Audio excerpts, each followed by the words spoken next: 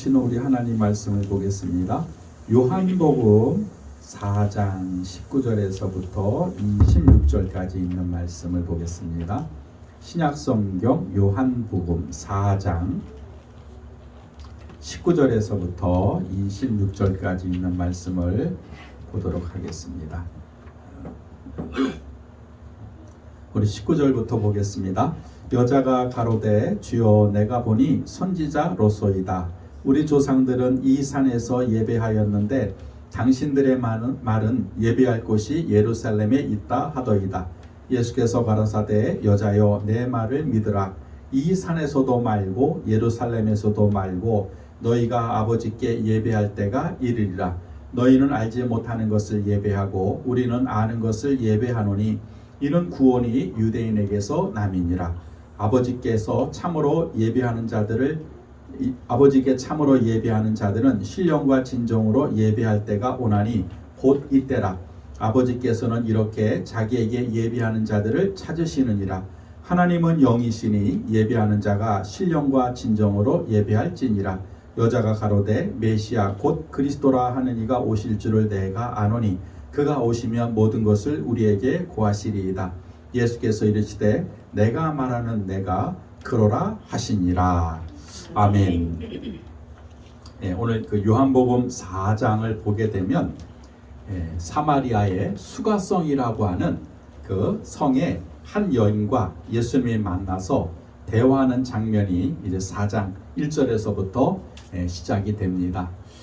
여기 성경을 보게 되면 이 이스라엘은요, 북쪽은 이스라엘 갈릴리 해변을 중심으로 해가지고 이제 북이스라엘이라 그러고, 남쪽에는 예루살렘 산지가 있는 산이 있는 예루살렘을 통해서 거기는 남유다다 이렇게 표현을 하게 됩니다.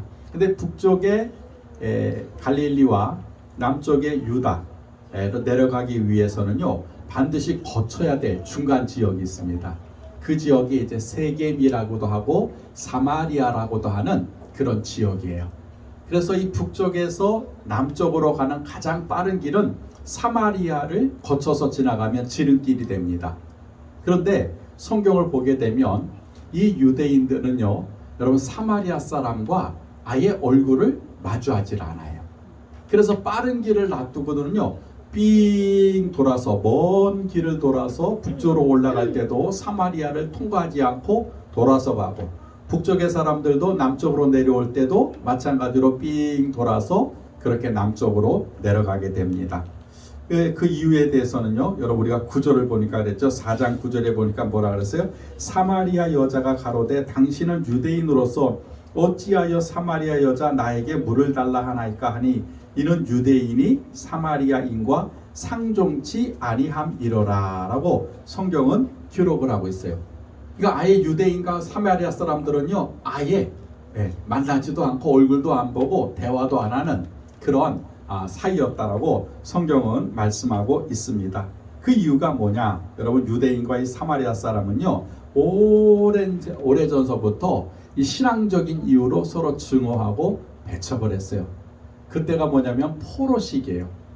북이스라엘은 아수르에 망하고 남유다는 바벨론에 망해가지고 70년간 포로 생활을 하게 되었을 때 이제 바벨론 왕 고레스라고 하는 왕이 이제 귀환을 시킵니다. 포로로 석방시켜요. 그래서 포로에서 돌아온 사람들이 예루살렘 성을 가장 먼저 이제 새로 건축을 하게 되는데, 그때 방해를 한 사람이 있었습니다. 그 사람들이 누구냐면 사마리아 사람들이 돌아온 유대인들이 성전을 갖다가 새롭게 건축하자, 새롭게 다시 만들자라고 해서 힘을 합치는데 사사건건 시빌걸고 방해했던 사람들이 사마리아 사람이에요. 그때부터 유대인들과 사마리아 사람들은 이제 원수가 된 거예요. 신앙적으로도 맞지도 않고 정서적으로도 맞지도 않고, 더 나아가 하나님의 성전을 건축하는데 아주 방해했던 사람들이다. 그래서 그때부터 지금까지 상종하지 않는 그런 관계가 되었다는 것입니다. 여러분, 많은 사람들이 이렇게 사마리아 사람들을 배척하고 또 사마리아 사람들을 그렇게 상종하지 않을 때에 예수님은요, 여러분 사마리아로 가셨다는 거예요. 마치 여리고 성에 사는 삭개오, 난쟁이 삭개오 그 한 사람을 만나기 위해서 예수님이 여리고성에 가신 것과 똑같아요. 사마리아 성에 있는 이 한 여인을 만나기 위해서 예수님은 이제 사마리아 성 가운데 수가라고 하는 곳에 예수님이 가셨습니다. 그리고는 우물가에 앉아가지고 그 여인이 나올 때까지 기다리고 계시는 거예요. 낮 정오가 되니까 여인이 이제 물동이를 이고 이제 우물가에 물을 기르러 나옵니다. 그런데 예수님께서 여인에게 질문하시죠. 나에게 물을 좀 다오. 그랬더니 이제 여인이 그런 거죠. 아니, 당신은 유대인이고 난 사마리아 사람인데 왜 나한테 물 달라고 합니까? 우리 서로 원수지간인데. 그러면서 이제 물 얘기를 해요. 너 매일 이렇게 낮에 물 들어오는 거 얼마나 힘드니? 많이 힘들어요. 이게 참 지겹기도 해요. 예수님께서 야, 영원토록 멈추지 않는 생수와 같은 샘물이 있으면 얼마나 좋겠니?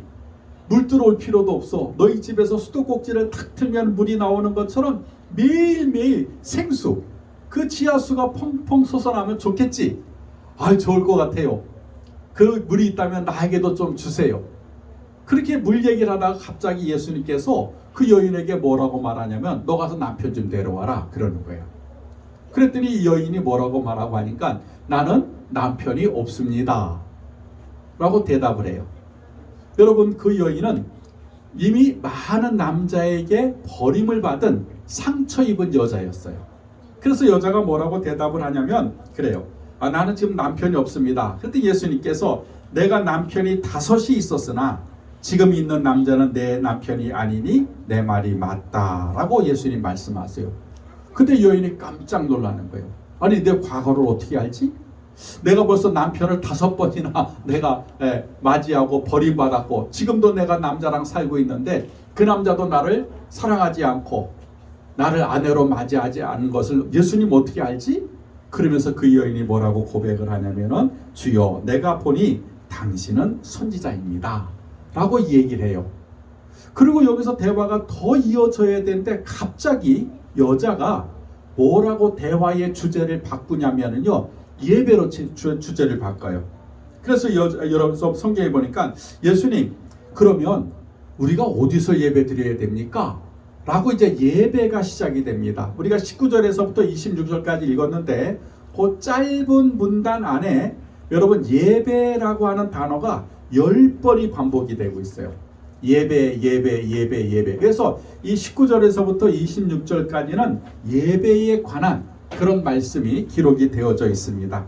예배라고 하는 말을 보게 되면 여러분 worship이라고 하는 그런 영어 단어를 쓰게 되는데 이거는 두 단어가 합친 거예요. worth라고 하는 가치가 있다 라고 하는 단어와 ship, 신분이라고 하는 그런 두 단어가 합쳐져서 worship, 예배가 됐다 이 말이죠. 그래서 예배라고 하는 뜻은 내가 예배합니다, 경배합니다, 찬양합니다 이런 뜻이에요. 왜? 가치 있는 신분이 되어서 하나님을 내가 찬양합니다, 하나님께 경배합니다 이런 뜻을 가지고 있습니다. 근데 이 worship이라고 하는 그 단어를 구약에서는 뭐라고 번역을 했냐면은 경배하다, 일관적으로 경배하다로 번역을 했어요. 구약을 읽다가 경배하다라고 하는 거 이거 worship, 예배한다는 뜻이구나, 여러분 이렇게 생각을 하시면 됩니다. 그리고 신약에서는요 경배하다라고 하는 것으로 번역을 하지 않고 예배하다로 번역이 돼 있어요. 그러니까 worship이라고 하는 영어 단어를 가지고 구약에서는 경배하다, 신약에서는 예배하다, 이렇게 두 가지로 나눠서 이게 번역을 하고 있습니다. 그래서 이 경배하다, 이 구약에서 경배하다라고 하는 뜻이 뭐냐면 무릎을 꿇다, 절을 하다 이런 뜻이에요. 그리고 신약에서 예배하다라고 하는 뜻은 뭐냐면은 섬기다, 봉사하다, 일을 하다 이런 뜻을 가지고 있어요. 그래서 예배한다라고 하는 것은 뭐냐면 하나님 앞에 나와서 무릎을 꿇고 하나님 앞에 절하는 것, 그리고 하나님 앞에 내가 하나님을 섬기고 봉사하고 헌신하는 것, 이것이 예배다라고 성경은 말씀을 하고 있습니다. 따라서 예배는요 여러분 우리가 와서 참여하는 게 예배가 아니라는 거예요. 하나님 앞에 나와서 절하고 또 무릎을 꿇고 그분을 섬기고 그분 앞에 봉사하고 그분 앞에 헌신하는 것, 그것이 예배다라고 이 워십은 우리에게 말씀을 하고 있습니다. 오늘 우리가 읽었던 본문을 보면 이 사마리아 여인과 예수님의 대화의 주제가 뭐냐면요 예배예요. 예배. 그래서 첫 번째 주제가 뭐냐면 예수님 도대체 어디서 예배를 드려야 됩니까? 라는 그런 주제를 가지고 이제 예수님과 그 다음에 그 사마리아 여인이 대화를 하고 있습니다. 자, 20절을 한번 보세요. 우리가 읽었던 20절에 보니까 여자가 말하기를 우리 조상들은 이 산에서 예배하였는데 당신들의 말은 예배할 곳이 예루살렘에 있다 하더이다 라고 여인이 예수님께 묻고 있어요. 자기의 조상, 여기서 말하는 여인의 조상은 누구냐면 야곱이에요. 야곱. 여러분 12절에 기록이 되어 있어요. 우리 조상 야곱이라고 하고 이게 12절에 자신들의 조상을 야곱이라고 기록을 하고 있는데 야곱보다는 더 구체적으로 말하게 되면 야곱의 12아들 중에 에브라임이에요. 에브라임.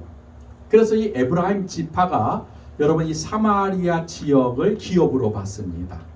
그리고 그 한 산이 있었는데 그거를 에브라임 산지라고 자신들이 명명을 했어요.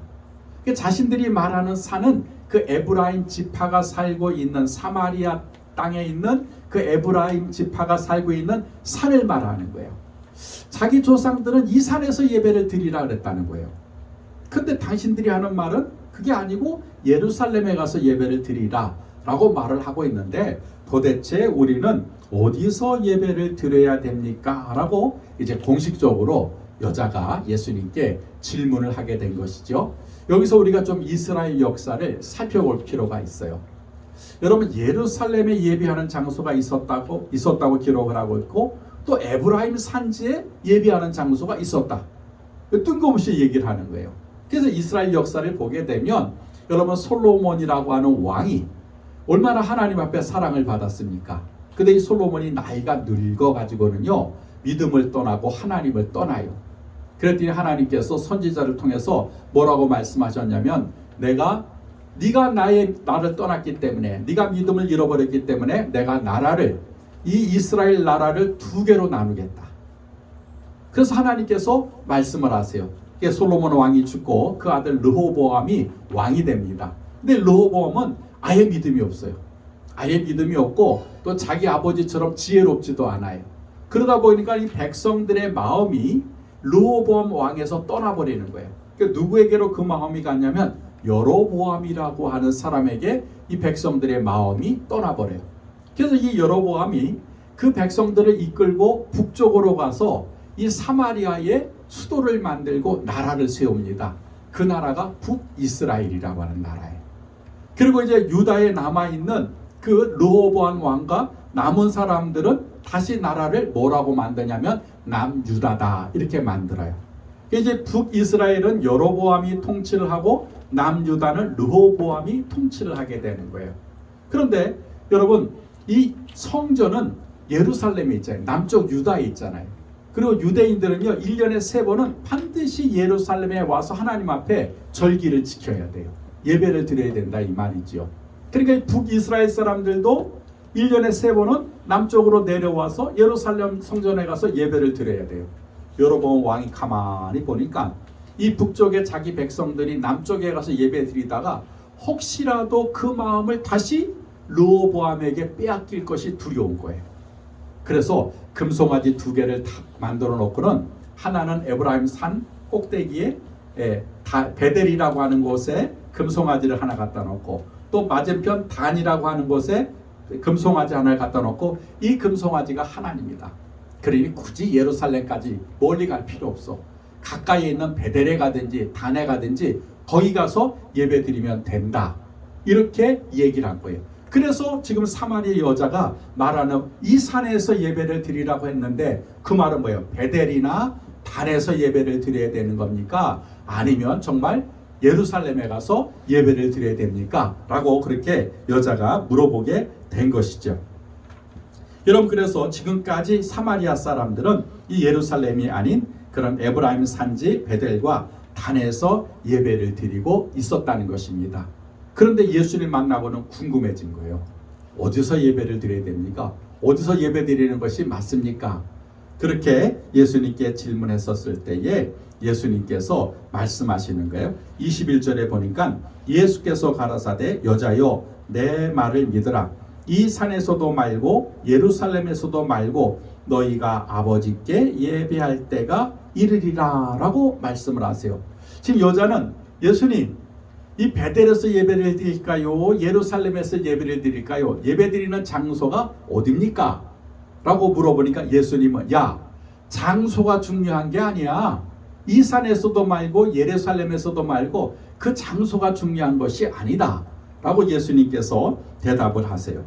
그래서 여러분, 오늘 예수님 우리에게 첫 번째 가르쳐 주시는 것이 뭐냐면, 여러분, 예배를 드릴 때에 장소가 중요한 게 아니라는 거예요. 우리는 흔히 지어진 교회가 성전이라고 생각하는 경우가 많이 있어요. 그래서 보게 되면 뭐 지성전, 뭐 어디 성전, 성전이란 말을 많이 쓰잖아요. 그러니까 꼭 건축을 해야만 거기에 하나님이 임재하시고 거기에 하나님이 계시고 거기서 예배를 드려야만 온전한 예배라고 생각하는 사람들이 많이 있어요. 그래서 여러분, 한국 교회가 교회 짓기 운동이 일어나지 않았어요? 막 교회를 짓는 데에 막 수십억에서 수백억까지 들여가지고 교회를 화려하게 짓기 시작했잖아요. 그게 교회인 줄 알고 거기서 예배 드리면 그게 하나님 앞에 드리는 예배로 많은 사람들이 생각을 했다 이 말이죠. 그리고 또 우리가 건물을 임대해서 우리가 교회를 세울 때 거기서 또 예배하는 걸로. 그런데 성경을 보게 되면 지어진 건물이나 임대한 곳이나 가정이나 야외도 어느 곳이든 우리는 하나님 앞에 예배할 수 있는 장소가 된다는 거예요. 그래서 꼭 여기다. 예배는 반드시 지어진 교회에서만 예배를 드려야 된다. 그게 아니라 이 말이에요. 어디 있든지 간에 지어진 교회든 상가 건물이든 가정집이든 그리고 야외에 나가든 우리가 하나님 앞에 얼마든지 예배할 수 있다라고 그렇게 예수님은 말씀을 하고 있습니다. 그래서 여러분, 예배의 장소를 우리가 중요하게 생각하는 것이 아니라는 거예요. 여러분, 이렇게 제가 이렇게 얘기하면 잘못 여러분 들으시면 무교회주의, 무교회주의가 교회가 필요 없다 이렇게 설명하는 사람들이거든요. 그게 아니에요. 여러분, 시대 상황을 좀 보셔야 돼요. 예수님 말씀하실 때에 그때는 교회가 없었어요. 예루살렘 성전 하나밖에 없었었지요. 그리고는 회당이라고 해서 마을마다 마을회관이 있었어요. 그 마을회관에 그 사람들이 모여가지고 성경을 읽고 찬송도 하고 기도도 했던 회당이라고 하는 그 장소가 있었다가 예수님 부활하시고 나서는 마가의 다락방에서 기도하다가 성령이 임했잖아요. 그게 예루살렘 교회가 된 거예요. 그리고 우리가 말하는 사마리아 교회는 오늘 이 여인, 그 여인이 예수 믿고 자기 집에서 예배를 드리기 시작했어요. 그게 사마리아 교회예요. 그리고 우리가 잘 아는 안디옥 교회, 뭐 고린도 교회, 데살로니가 교회, 빌립보 교회, 그 교회를 보면 다 지어진 게 아니에요. 다 가정집이에요. 가정집.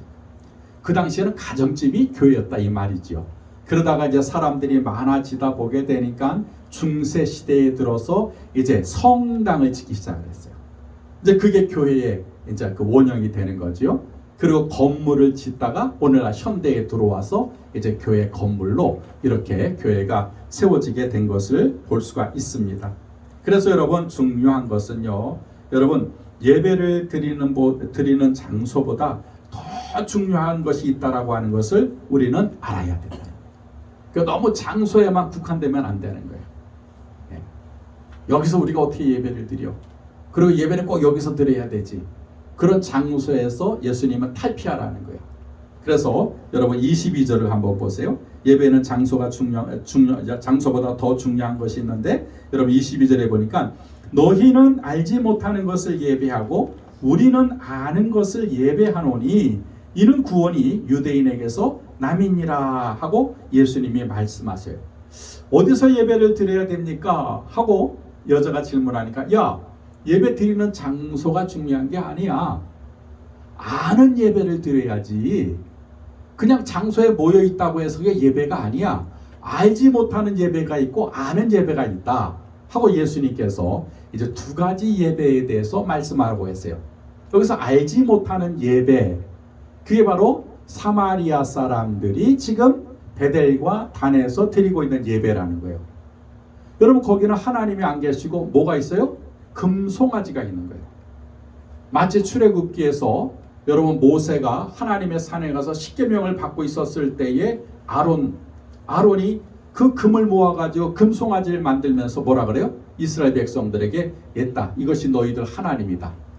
그랬더니 무지한 이스라엘 백성들이 춤을 추면서 거기서 하나님 앞에 제사를 드렸다 그러잖아요. 지금 사마리아 사람도 똑같은 거예요. 여로보암이 만든 그 금송아지, 그것이 있는 베델과 단이 그게 예배드리는 장소인 줄 알고 있는 거예요. 그리고 그 금송아지 앞에 절을 하고 금송아지 앞에 가서 경배를 하고 있는 거예요. 그게 알지 못하는 예배라는 거예요. 하나님이 아닌 다른 우상에게, 다른 형상에게 나가서 절을 하고 경배하는 것, 그것이 오늘 예수님이 말씀하시는 알지 못하는 예배라고 성경은 말씀을 하고 있습니다. 두 번째가 뭐냐면 날짜를 자기 마음대로 변경하는 거예요. 여러분, 유대인들은 7월 15일이 대속죄일이라고 해가지고 그날은 모든 이스라엘 사람들이 다 모여야 돼요. 그리고 그때 하나님 앞에 이제 속죄제를 드리고 석권제를 드리면서 이제 예배를 드립니다. 그게 7월 15일이에요. 이 날짜는 변경이 안 돼요. 바꿀 수가 없어요. 그런데 여로보암이라고 하는 그 왕이 그 베델과 단에다가 금송아지를 만들고 거기다가 이게 하나님의 전이다 라고 말하고는 7월 15일이 아닌 8월 15일에 우리는 모이자. 저 남쪽 사람들은 뭐 7월 15일 날 모인다라고 하는데, 야 뭐 굳이 7월 15일 날 모일 필요가 뭐가 있어. 우리는 8월 15일 날 모이자. 그래서 사마리아 사람들은 7월 15일이 아닌 하나님이 정한 날짜가 아닌 사람이 만든 날짜에 모여서 자기 딴에 하나님 앞에 예배를 드린다고 드렸다는 거예요. 그게 알지 못하는 예배라는 거예요. 여러분, 안식교를 보세요. 안식교인들은요, 안식일에 예배를 드린다고 얼마나 고집을 부려요? 그래가지고 토요일날이 안식일이라고 안식교인들은 토요일날 예배를 드려요. 그리고 수요 예배도 화요일날 드리고 금요철에도 목요일날 드리고. 그러니까 자기들이 이렇게 정하는 거예요. 자기들이 정하는 거예요. 그리고 천주교도 보세요. 여러분 보니까는 뭐 예수님 탄생일도 물론 중요하지만 무슨 베드로 탄생일, 뭐 마리아 탄생일, 그들은 이렇게 성상들을 만들어 놓고는요, 그렇게 그 사람들을 위해서 미사를 드리고 있다는 거예요. 그것이 오늘 예수님이 말씀하시는 여러분 알지 못하는 예배. 그래서 이 알지 못하는 예배라고 하는 것은 뭘 말하냐면 바르지 못하고 온전치 못한 예배를 예수님께서 지적을 하신 거예요. 그러니까는 그 베델과 단에서 드리는 예배는 바른 예배가 아니라는 거죠. 그러면서 예수님은 이 알지 못하는 예배가 아니라 아는 예배, 정상적인 예배를 드려야, 그래야 구원을 받는다. 유대인에게서 구원의 남이라 이 말이에요. 바른 예배를 드릴 때에 구원을 받게 된다라고 예수님이 말씀을 하고 있는 것입니다. 그래서 예수님이 말씀하시는 아는 예배가 무엇이냐면 바로 밑절에 있어요. 23절이에요. 23절에 보게 되니까 이게 이제 아는 예배인데, 23절에 보니까 뭐라 했어요? 아버지께 참으로 예배하는 자들은 신령과 진정으로 예배할 때가 오나니 곧 이때라. 아버지께서는 이렇게 자기에게 예배하는 자들을 찾으시느니라 라고 말씀을 하고 있습니다. 자, 그래서 이 아는 예배의 첫 번째가 뭐냐면은요, 하나님께 예배하는 게 아는 예배라는 거예요. 금송아지 앞에 절하고 경배하는 게 예배가 아니라 살아계시고 이 세상을 창조하신 창조주 하나님 앞에 예배하는 것, 그것이 참된 예배요, 그것이 온전한 예배라는 거예요. 그래서 예배의 대상이 누구냐는 거예요. 여러분, 알지 못하는 그런 예배를 드리는 사람은 예배의 대상이 우상이잖아요. 금송아지잖아요. 근데 오늘 예수님 말씀하시는 참된 예배의 대상은 누구예요? 아버지께 예배해야 된다는 거예요. 우리가 하나님께 예배하는 것, 여러분 이것이 아는 예배요, 바로 참된 예배다라고 예수님께서 말씀을 하고 있다라고 하는 것입니다. 그래서 예배는 장소보다 대상이 누구냐가 중요하다는 거예요. 교회를 지어놓고는 여러분 보세요. 뭐 하나님의 성회라고 해가지고 안상홍 증인회 같은 경우 겉으로 보면 교회라 그러질 않아요? 근데 거기 들어가면 안상홍이가 교주고 안상홍이가 하나님이에요. 그리고 장길자가 어머니 하나님이고, 그런 데가 얼마나 많은지 몰라요. 겉으로 볼 땐 교회예요. 근데 그 들어가 보게 되면 예배의 대상이 하나님이 아닌 것은 그건 모르는 예배라는 거예요. 그런데 장소가 어디든 간에 우리가 모여서 하나님을 경배하고 하나님을 찬양할 때, 여러분 그것이 바로 예수님 말씀하시는 아는 예배요, 온전한 예배다라고 말씀을 하고 있다는 것입니다. 그러므로 우리는 이곳에서 하나님 앞에 나와 경배하고 하나님을 찬양하는 것, 이것이 예수님이 기뻐하시는 그런 온전한 예배요, 아는 예배요, 또 참된 예배인 줄 믿습니다. 두 번째 아는 예배는 뭐냐면 예배의 자세를 말하는 것. 첫 번째가 대상이라면 두 번째는 자세예요. 여러분 하나님 앞에 예배 드릴 때 오늘 예수님이 뭐라 그랬어요? 신령과 진정으로 예배를 해야 된다라고 말씀하세요. 왜냐? 하나님은 영이시기 때문에 그렇다는 거예요. 그래서 여러분 23절에 이어 24절에도 말씀하시죠. 하나님은 영이시니 예배하는 자가 신령과 진정으로 예배할지니라. 왜 우리가 신령과 진정으로 예배해야 됩니까? 하나님이 영이시기 때문에 그렇다는 거예요. 그래서 우리도 하나님 앞에 나와서 예배할 때는 이 신령과 진정으로 예배를 해야 된다라고 예수님께서 말씀을 하세요. 우리가 보는 이제 개역 개정이라든지 개역 한글을 보게 되면 혹은 신령과 진리로, 또 어떤 때는 다른 말로 번역을 했는데 원어로 보게 되면 영과 진리로 이렇게 돼 있어요. 하나님 앞에 예배할 때는 우리가 영으로 예배를 드려야 되고, 두 번째는 진리로 예배를 드려야 됩니다 라고 우리가 예배하는 자의 자세에 대해서 말씀을 하고 있습니다. 그래서 우리가 먼저는 영으로 예배를 드려야 돼요. 하나님 앞에 나와서 영으로 예배를 드려야 됩니다. 이렇게 얘기를 하면은 잘 이해를 못해요. 그래서 로마서 12장 1절에 어떻게 예배하는 것이 영으로 드리는 예배고 영적인 예배인가 설명을 하고 있어요. 여러분 로마서 12장 1절에 보니까 그러므로 형제들아 내가 하나님의 모든 자비하심으로 너희를 권하노니 너희 몸을 하나님이 기뻐하시는 거룩한 산제사로 드리라. 이는 너희의 드릴 영적 예배니라 라고 성경은 기록을 하고 있어요. 자, 우리 몸을 하나님이 기뻐하시는 거룩한 산제사로 드리라는 거예요.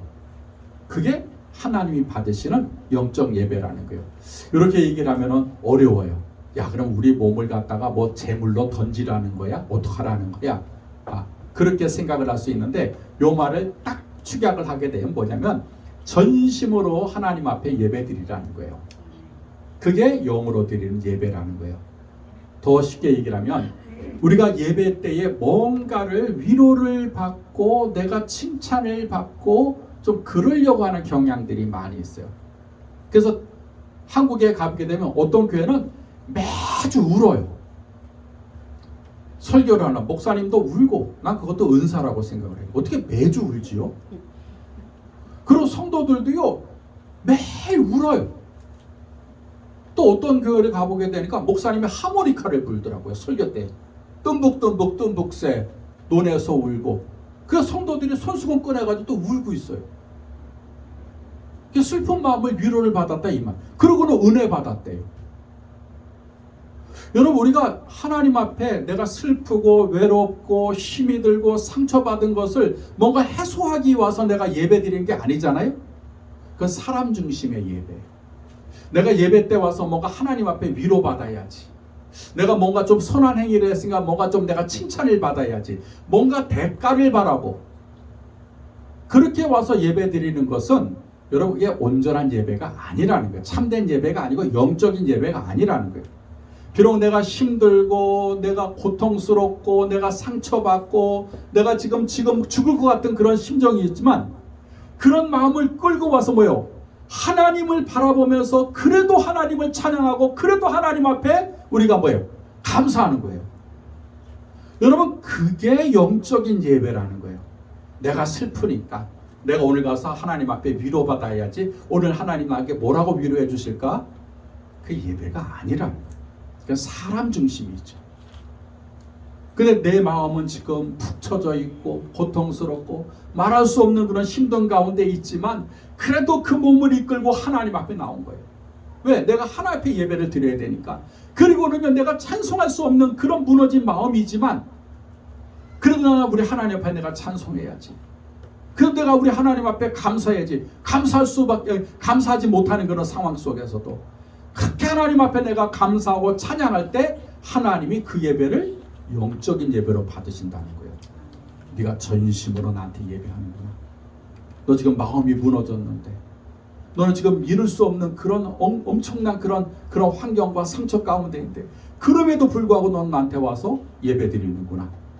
그게 오늘 예수님이 말씀하시는 여러분 영적인 예배라는 거예요. 우리 몸을 하나님 앞에 산제사로 드리는 여러분 그게 영적인 예배라고 예수님께서 말씀하고 있습니다. 그래서 오늘 여러분 우리가 나와서 드리는 예배, 이 예배가 전심으로 하나님 앞에 향할 때 그게 여러분 신령으로 드리는 예배인 줄 믿습니다. 두 번째는요, 여러분 진리로 예배해야 된다는 거예요. 진정으로 예배인데 성경을 보게 되면 truth, 헬라어로 보면 알레테이아로 돼 있어요. 진리라고 돼 있어요. 여러분 이 진리로 예배한다라고 하는 건 뭐냐면 아주 간단해요. 내가 예수를 그리스도로 고백하는 믿음으로 드리는 예배, 그게 바로 여러분 진리로 드리는 예배라는 거예요. 왜냐하면 진리가 누구냐면 예수님이기 때문에 그래요. 여러분 우리가 잘 아는 요한복음 14장 6절에 뭐라 그랬어요? 내가 곧 길이요 진리요 생명이라 그랬잖아요. 예수님 자체가 진리라는 거예요. 그래서 우리가 예배를 드릴 때에 예수님은 나의 그리스도입니다. 예수님만이 나의 구원자가 되십니다. 그 믿음을 가지고 와서 예배를 드려야 그것이 진리로 드리는 예배라는 거예요. 그럼 반대로 우리가 많은 성도들이 하나님 앞에 나와서 예배를 드릴 때 예수를 그리스도로 고백하지 않고 예배 드리는 성도들이 많이 있다는 거예요. 그거는 예배가 아니라는 거예요. 여러분 똑같이 우리가 하나님을 믿는다라고 하면서도 예수를 그리스도로 고백하지 않는 자들이 있어요. 얼마나 많이 있는지 몰라요. 여러분 신천지 같은 경우도 교회라고 하는 단어를 쓰잖아요. 근데 그들이 예수를 그리스도로 고백합니까? 펄쩍 뛰어요. 그들에게 누가 그리스도예요? 이만희가 그리스도예요. 그러니까 예수는 뭐 실패자라 그래요. 사생아라 그래요. 그런 사람들이 교회에 교묘히 들어와서 뭐 찬양하는 척, 예배 드리는 척 한다 이 말이죠. 그건 예배가 아니라는 거예요. 그건 아는 예배가 아니고 참된 예배가 아니라는 거예요. 근데 우리는 뭐예요? 예수가 나의 그리스도입니다. 예수님만이 나의 구원자입니다. 여러분 그 믿음이 있기까지 달게 오늘 이곳에 와서 예배 드리는 건 아닙니까? 그게 진리로 드리는 예배고 그게 아는 예배다라고 예수님은 말씀하고 있다는 것입니다. 그래서 여러분 우리가 예수를 그리스도로 고백하는 것이 굉장히 중요해요. 왜냐하면 마지막 때가 되면 이 이단과 사이비들이 우리 마음에 가라지를 뿌려놓는 거예요. 왜 예수가 그리스도야? 예수 말고도 그리스도가 얼마나 많은데 우리에게 가라지를 뿌리고 유혹을 해요. 그래서 여러분 요한일서 4장 1절과 3절에 보게 되면 이렇게 말씀하고 있어요. 사랑하는 자들아 영을 다 믿지 말고, 영을 다 믿지 말라는 거예요. 오직 영들이 하나님께 속하였나 시험하라. 많은 거짓 선지자가 세상에 나왔음이니라.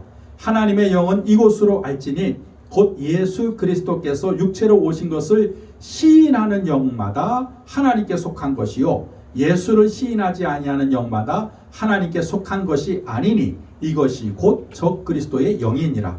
오리라 한 말을 너희가 들었거니와 이제 벌써 세상에 있느니라. 여러분 우리가 똑같이 예배를 드려도 예수님이 나의 그리스도입니다. 이걸 고백하는 사람이 하나님의 영을 받은 사람이라는 거예요. 그리고 그 사람이 진정으로 예배를 드린다는 거예요. 근데 똑같이 앉아 있어도 하나님의 영을 받지 못해서 예수를 그리스도로 고백하지 못하는 자들이 많이 있다는 거예요. 어디에? 교회 안에. 이걸 지금 지적을 하고 있는 거예요. 벌써 적 그리스도가 나왔다는 거예요. 그래서 여러분 우리가 교회 안에 보게 되면 왜 교회에서 분쟁이 일어나고 왜 교회에서 시비가 일어나고 왜 교회에서 여러분 싸움이 일어납니까? 예수를 그리스도로 고백을 못하니까 그래요. 예수를 다른 걸로 고백하는 자들이 모여 있으니까 서로 싸우는 거예요. 서로 시기하는 거예요. 지금 한국교회의 가장 큰 문제가 바로 그거예요. 다른 게 아닙니다.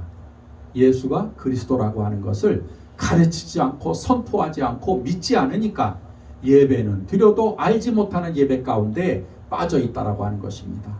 그러나 우리는 예수가 나의 그리스도라고 하는 것을 고백하기 까닭에 여러분 우리는 진리 가운데 하나님 앞에 예배드리고 있는 줄 믿습니다. 그래서 이것이 신령과 진정으로 드리는 예배라는 거예요. 여러분 그래서 이것이 아는 예배요 참된 예배다라고 예수님께서 이제 여인에게 가르쳐 주신 것이죠. 예수님은 온전한 예배에 대해 말씀하시면서 결론적으로 예배의 장소가 중요한 것이 아니라 예배의 대상이 중요하고 예배의 자세가 중요하다라고 가르치면서 뭐라고 말씀하시냐면, 하나님은 이렇게 하나님 앞에 참되게 예배를 드리는 자를 지금 찾고 있다는 거예요. 그래서 너는 그런 참된 예배자가 돼야 된다라고 예수님은 말씀하고 있습니다. 자, 23절 하반절을 한번 다시 보세요. 곧 이때라 아버지께서는 이렇게 자기에게 예배하는 자들을 찾으시느니라 라고 기록을 하고 있어요. 이렇게 예배하는 자가 뭐예요? 하나님께 신령과 진정으로 예배하는 자들을 하나님은 지금 찾고 계신다는 거예요. 그게 예배자라는 거예요. 그 예배자들이 하나님 앞에 아는 예배를 드리는 자들이고 참된 예배를 드리는 자들이다라고 예수님께서 말씀하시는 거예요. 그러면서 너 장소 찾지 말고 어디에 있든지 간에 너는 이런 예배자가 되라는 거예요. 하나님이 찾으시는 예배자, 하나님이 기뻐하시는 예배자가 돼야, 그래야 너는 하나님 앞에 사랑받는 하나님의 자녀가 된다라고 예수님께서 말씀을 하고 있는 것입니다. 그래서 우리도 이제 하나님이 찾으시는 예배자가 돼야 돼요. 여러분, 우리가 교회에 올 때에 어떤 마음으로 왔는지 다 각자의 마음이 다르잖아요. 근데 자리에 앉으셔서 여러분 기도하시면 돼요. 하나님, 오늘도 내가 하나님의 찾으시는 예배자가 되길 원합니다. 내가 하나님께 신령과 진정으로 예배드리는 자가 되기를 원합니다. 여러분 그렇게 기도할 때 하나님은 그 순간부터 우리의 예배를 받으신다라고 하는 것입니다. 그러므로 오늘 우리가 하나님 앞에 예배를 드릴 때에 이렇게 하나님이 받으시는 그런 참된 예배자가 되셨으면 좋겠습니다. 그래서 여러분, 우리가 예배에 생명을 거는 것도 좋지만 꼭 생명을 걸지 않아도 돼요. 정확하게 하나님 앞에 그리고 신령과 진정으로 예배만 드리면 여러분, 하나님은 그 예배를 그 누구보다도 기뻐 받으신다라고 하는 것입니다. 그래서 우리가 이제 주일날 한 번 예배를 드리지 않아요? 오후 예배도 없고 수요일 예배도 없고 금요 기도회도 없잖아요. 그러니까 우리가 주일날 한 번 드리는 이 예배에 우리가 마음을 다하고 성품을 다하고 힘을 다하여 우리가 먼저 한번 하나님 앞에 하나님이 찾으시는 예배자가 되어보자는 거예요. 그냥 와서 주일날이니까 그냥 덜렁덜렁 교회 가야지. 물론 그것도 좋지만 여러분, 이왕 나왔다면 오늘 성경에 말씀하신 것처럼 장소가 중요한 게 아니라는 거죠. 우리가 하나님 앞에 그리고 신령과 진정으로 예배드릴 때 하나님 그 사람 찾으신다. 아, 그 사람이 바로 나구나. 하나님 찾으시는 내가 여기 왔습니다. 그래, 하나님 나에게 은혜를 주시고 복을 주시옵소서. 그렇게 할 때 이 예배가 살아있는 예배요, 생명이 있는 예배요, 하나님이 기뻐하시는 예배가 될 줄 믿습니다. 기도하겠습니다. 하나님.